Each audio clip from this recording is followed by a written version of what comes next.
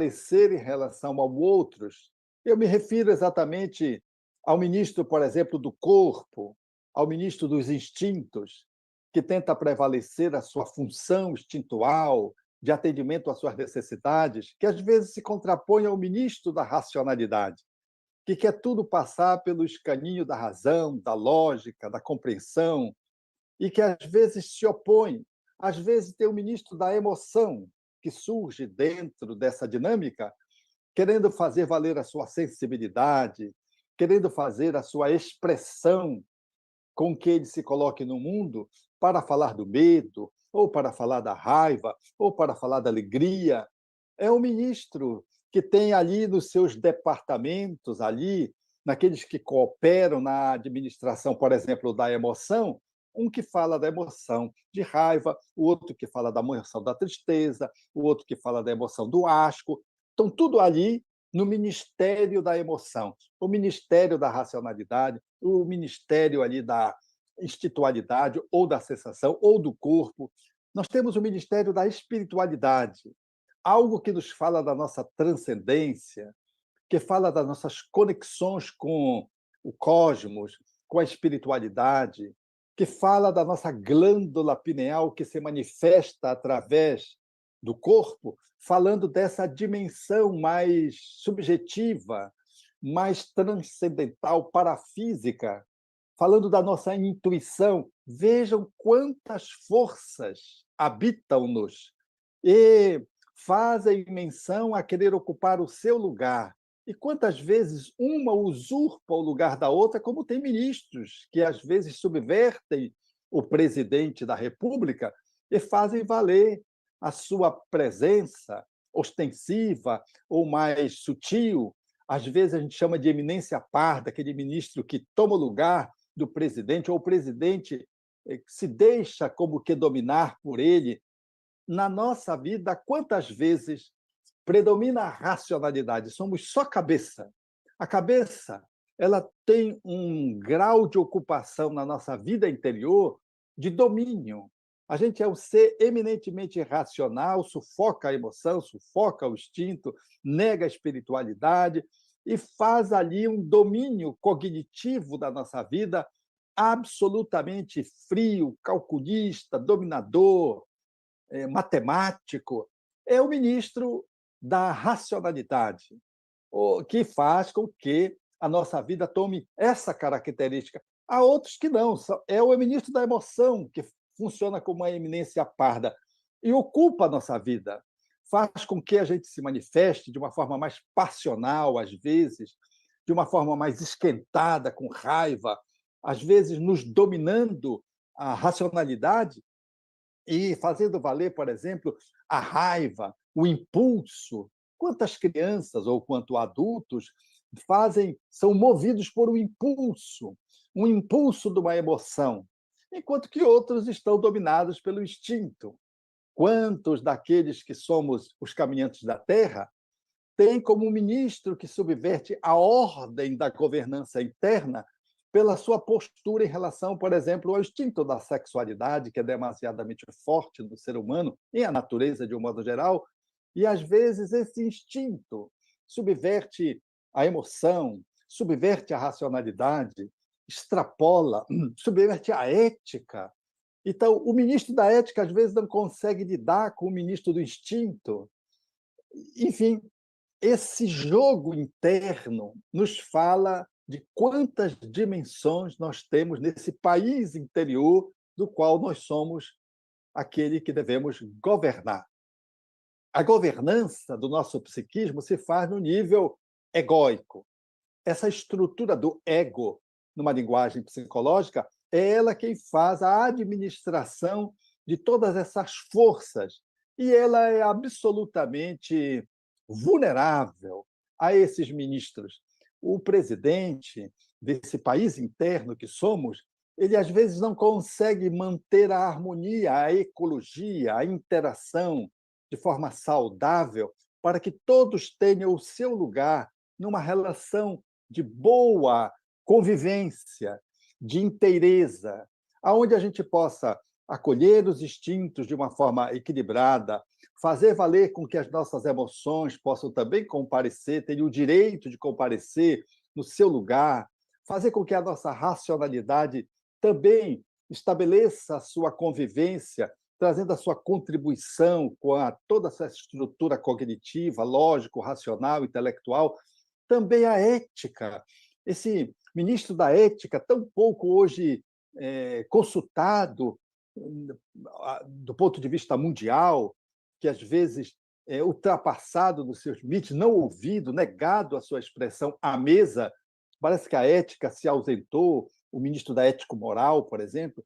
Então, dentro de nós também tem esse ministro ético-moral. Quanto ele é consultado, quanto ele comparece para fazer o contraponto com a emoção, com a racionalidade, com o nosso instinto. Enfim, vejam que esses ministros sentados, entre aspas, em a mesa da governança interna, são chamados pelo governador, o ego, pelo presidente, o ego, que deverá, então, permitir com que haja uma interlocução dessas forças e que a gente possa estar mais alinhados, que a gente possa estar dando espaço para todas elas se manifestarem, essas forças, de modo que elas possam convergir e convalidar e estabelecer, portanto, uma relação solidária, de respeitos recíprocos em favor do governante, para que o país prospere, tenha plenitude,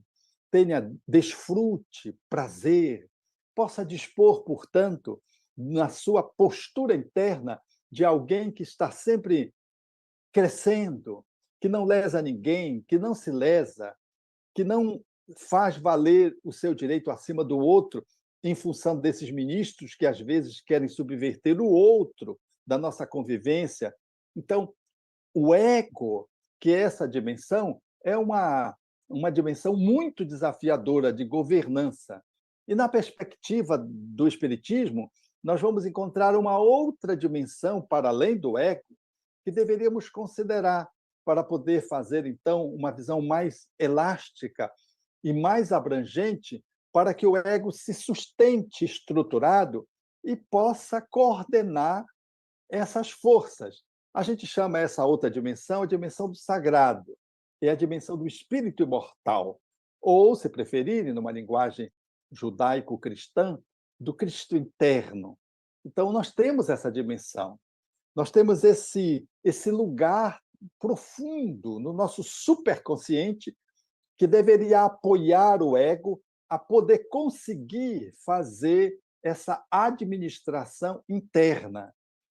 E assim, talvez, nós pudéssemos conseguir dar um salto de qualidade, fazermos uma jornada, um percurso evolutivo de iluminação, aonde a gente pudesse ser alguém desfrutando do alto amor, que essas forças convergidas a partir dessa dimensão do espírito imortal ou do self, numa linguagem psicológica, o ego, o governador, apoiado nessa estrutura do sagrado, fizesse, então, uma administração da nossa vida adequada e pudéssemos, assim, desfrutar do autoconhecimento, do auto-amor e pudéssemos compartilhar com o outro que está em casa, com a família, pudéssemos ser, portanto, um ser mais integral, mais inteiro, mais em dia consigo mesmo, mais atualizado na sua postura de mundo e, assim, estabelecer relações mais solidárias, mais fraternas,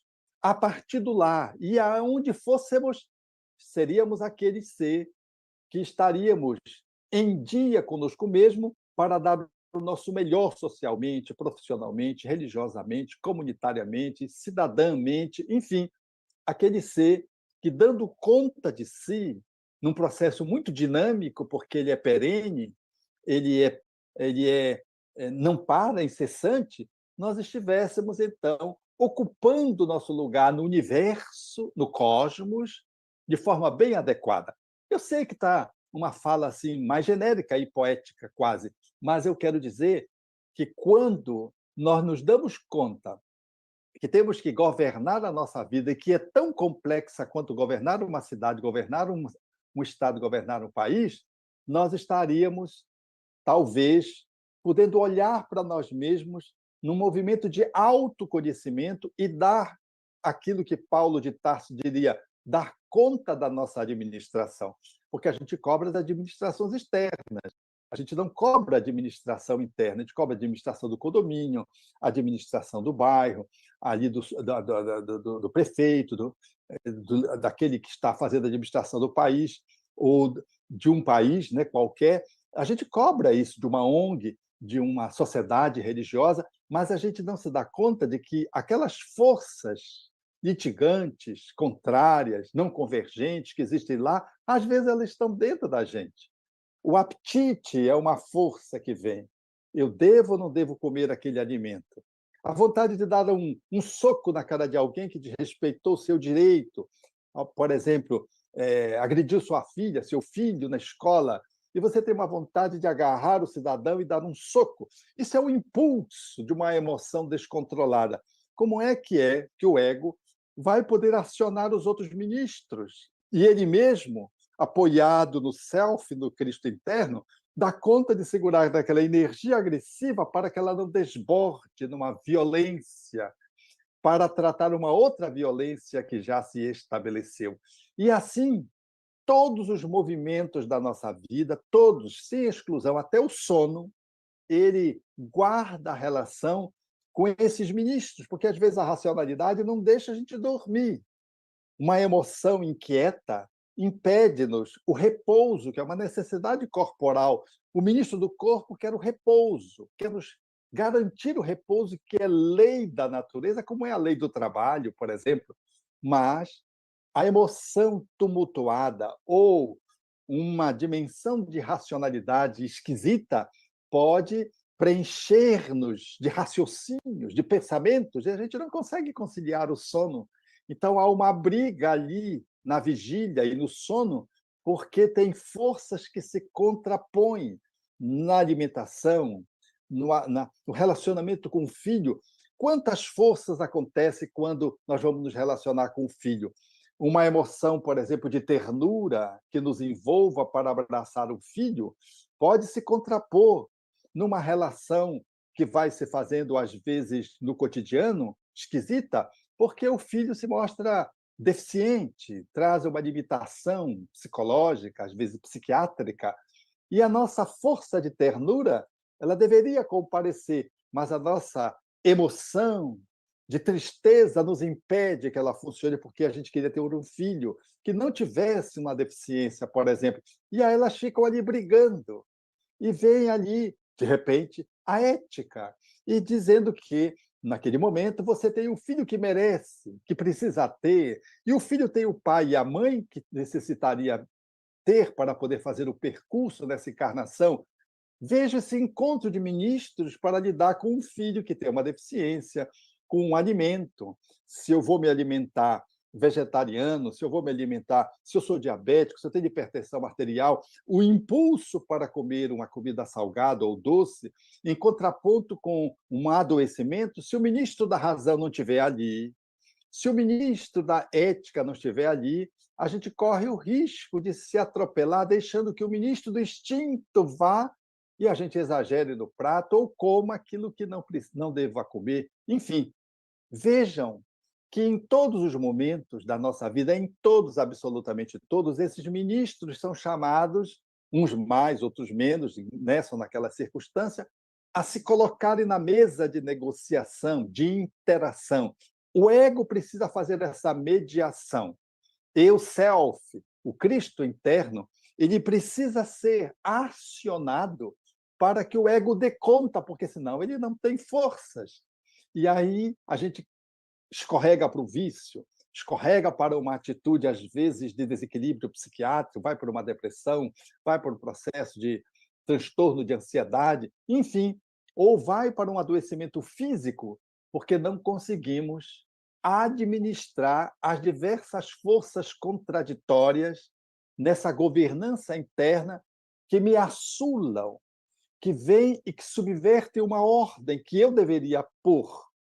Então, essa é uma análise reflexiva de autoconhecimento, para que você, eu, possamos aqui juntos, podemos estar aqui de modo mais coloquial, analisando como você anda na governança do teu país interno, para o qual você reencarnou para fazê-lo com proficiência, educando-se e podendo fazer uma gestão da qual você possa merecer uma palma de ouro, garantido para você a tua iluminação, representada no aperfeiçoamento de como você engendra, como você estabelece, como você opera essa mediação interna que vai sempre dando a cada ministro o lugar que ele precisa ter e empoderando cada ministro, mas não deixando que eles subvertam o governador e muito menos aquele que deve ser o operador primeiro e máximo,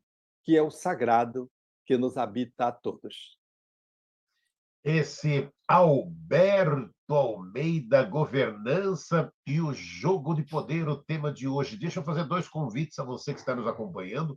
Na próxima quinta-feira, dia 22 agora de fevereiro, iremos realizar a 4ª edição do Espírito em Sintonia, das 8 às 12h45. O tema central é o autocuidado e a busca por uma saúde integral. Vamos falar sobre a importância de nos cuidarmos integralmente. Teremos como convidados Hildo Rosa, Nando Garcia, Joeli Pussi, Thiago Soares, Aldenis Leite, Rubens Cascapeira, que vão nos ajudar a refletir sobre a ligação entre ciência e a espiritualidade como ferramenta essencial para o autocuidado.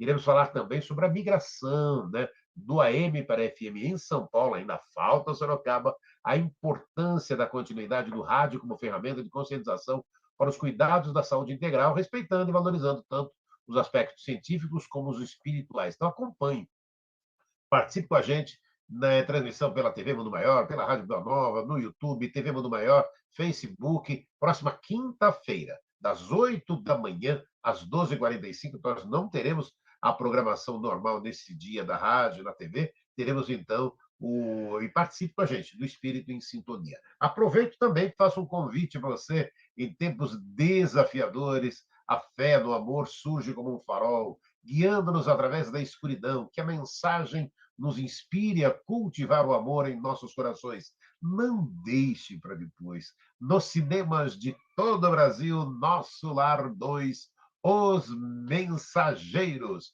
E Alberto Almeida, o que não quer calar quando você está falando da governança e o jogo de poder, você falou, né, do autoconhecimento, de dar conta da nossa administração. Mas, Alberto Almeida, sinceramente, cobrar do outro não é mais fácil, Alberto Almeida? Pois é, Damião. Essa tem sido a nossa relação histórica com a vida. Historicamente, nós temos estabelecido uma relação que é exatamente essa. Jogamos para fora, na responsabilidade, aquilo que deveríamos fazer internamente por nós mesmos. É do ser humano. Ele costuma, habitualmente, fazer essa transferência de responsabilidade. Ao invés dele assumir aquilo que ele precisa assumir, dando conta da sua administração, ele joga a administração dele e joga para o outro. E faz com que o outro seja responsabilizado indebitamente por aquilo que ele não fez ou fez errado, ou que deveria ter feito e não fez. Esse é um processo absolutamente muito comum que observamos no cotidiano. É histórico. Na realidade, nós percebemos que isso se transfere para todas as áreas da nossa vida, seja a religiosa, a profissional, a pessoal, a de amizade, a familiar. A gente está sempre empurrando aquilo que se sucede conosco para uma relação que é uma relação que se estabelece de transferência de conteúdo responsável para alguém, para outrem.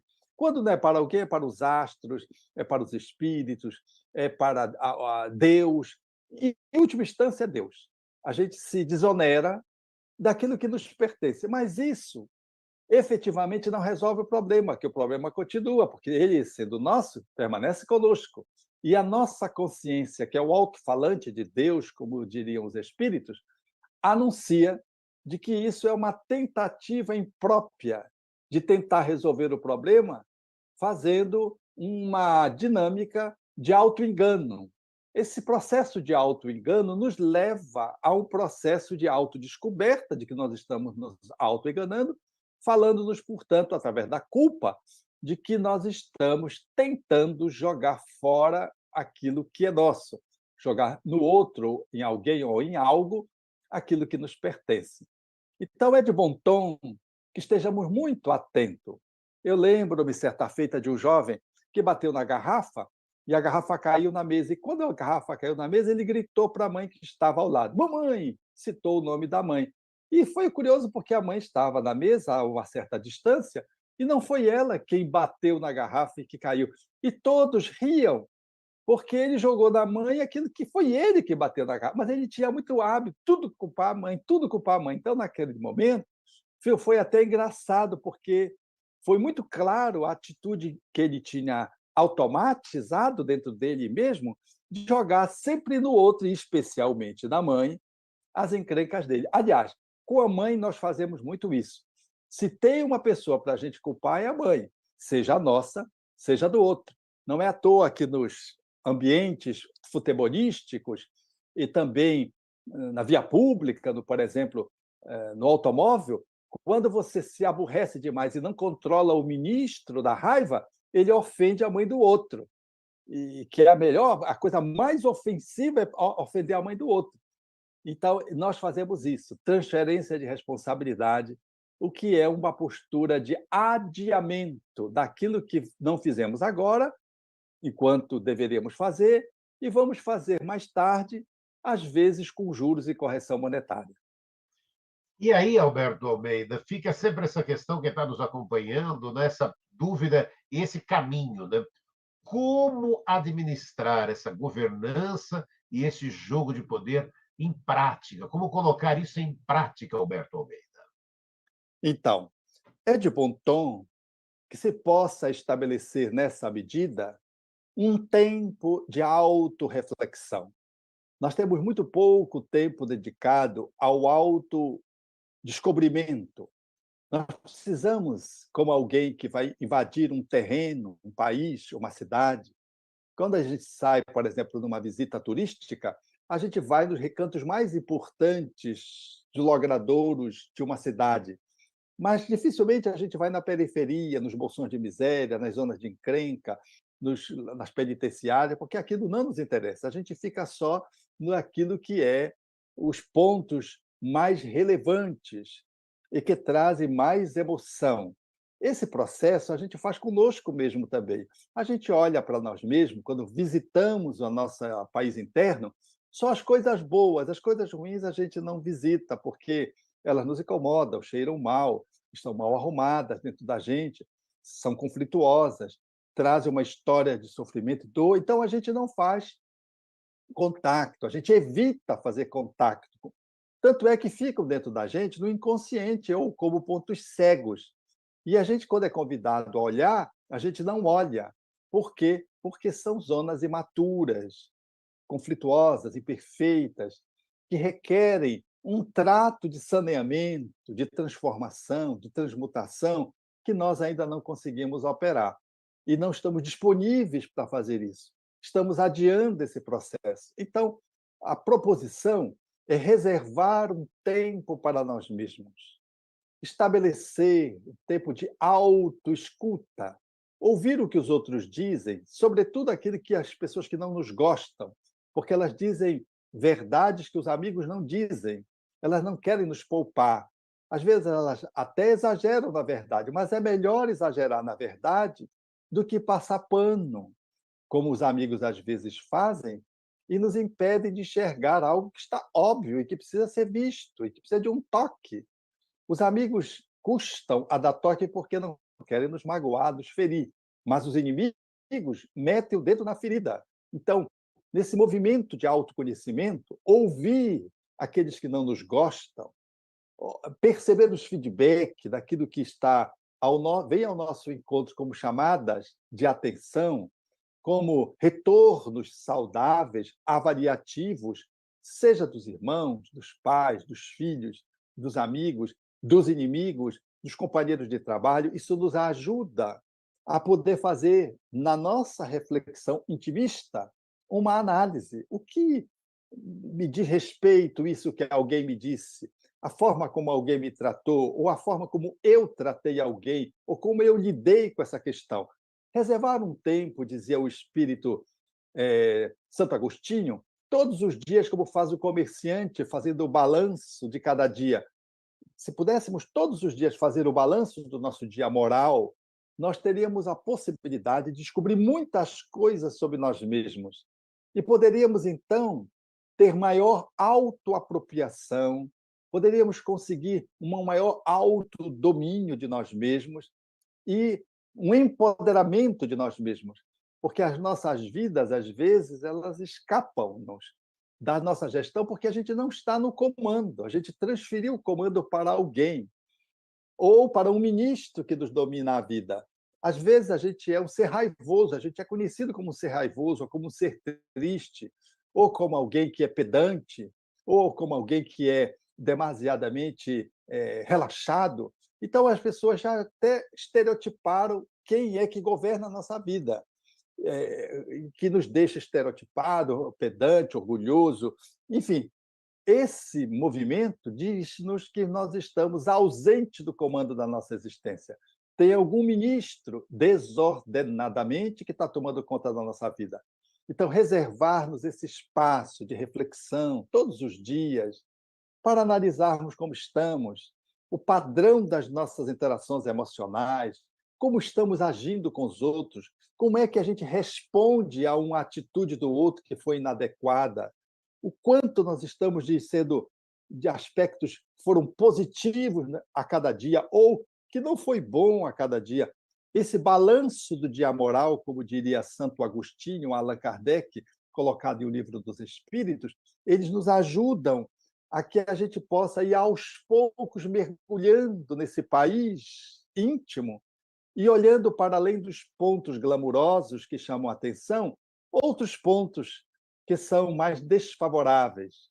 São aqueles que não estão saneados, que estão ali sob as marquises, que estão nos bolsões de miséria. Nós temos tudo isso dentro da gente. Nós somos uma cidade que está fora, ela também está dentro. Ousar, dar um tempo para que possamos visitar esses logradouros lúgubres e felizes infectados, talvez seja um bom movimento para podermos alcançar uma boa governança sobre nós mesmos. Porque se não fazemos isso, surge toda uma movimentação periférica que nos domina a vida, a exemplo do que acontece com aqueles miseráveis que se multiplicam no crime organizado e que, às vezes, vão tomando conta de uma cidade, de uma localidade, de um país e, às vezes, de vários países. A governança e o jogo de poder com Alberto Almeida. Alberto Almeida, chegando já quase ao finalzinho do programa, espaço para a sua mensagem final. Alberto Almeida. Então, é preciso dedicarmos um pouco mais de atenção, cuidado, para olharmos para nós mesmos.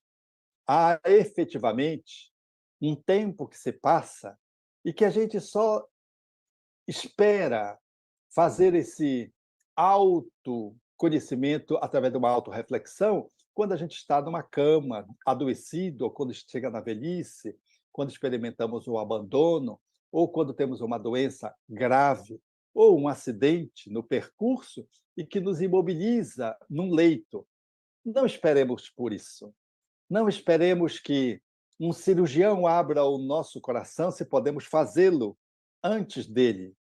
Abramos espaço para estarmos um pouco mais intimisticamente conosco mesmo.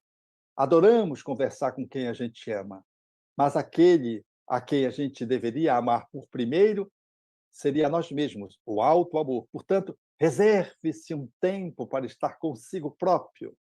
Garanta tempo de meditação, tempo de solitude, aonde que a sós com você mesmo, você faz uma imersão para perceber como você está indo na sua vida, que propósitos você tem cumprido ou que você tem para essa existência, que passos você já conseguiu dar, como está o teu passado recente dentro de você, que mágoas você acumula, Que culpas podem ser resolvidas e já estão na hora? Que outros pontos você não tem observado porque não tem tido tempo de pensar sobre você mesmo na relação com os outros? Como está a tua dimensão de autocuidado com o corpo, com a tua saúde física? O quanto você tem cuidado da tua espiritualidade? O quanto você tem dado atenção para esse ministro da ética, mergulhando no Evangelho de Jesus para poder ali aconselhar-se com o mestre dos mestres? Enfim, quanto nós precisamos fazer num pouquinho de tempo que a gente precisa reservar pela nossa vontade, a fim de que aquele que convive conosco, que é nós mesmos, possa desfrutar de uma relação mais auto-amorosa, de autoplanificação. E assim, em sendo uma pessoa melhor, possamos gozar daquilo que todos almejamos, que é de felicidade. Felicidade, que é o estado da alma de alguém que está em dia consigo mesmo, a despeito das guerras externas, dos conflitos que são e problemas que naturalmente emergem numa jornada de alguém que está na Terra. Sejamos, portanto, aquele que marquemos o encontro na agenda conosco mesmo, mas não é um encontro anual, no fim de ano, no Natal, no aniversário. É um encontro que seja regular, que possa ser, pelo menos, com uma periodicidade curta. Se puder ser diário, você está em bom caminho, está numa boa direção, logo mais você vai melhorar a sua governança interna. Aí o tema de hoje, a governança e o jogo de poder com Alberto Almeida. Alberto Almeida que volta na próxima semana aqui na Rede Panorama de Rádio e na TV Mundo Maior. Um grande abraço e até lá, Alberto Almeida. Grande abraço, amigo.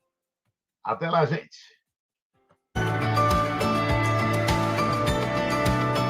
Você acompanhou Diálogos no Jardim das Oliveiras, com Alberto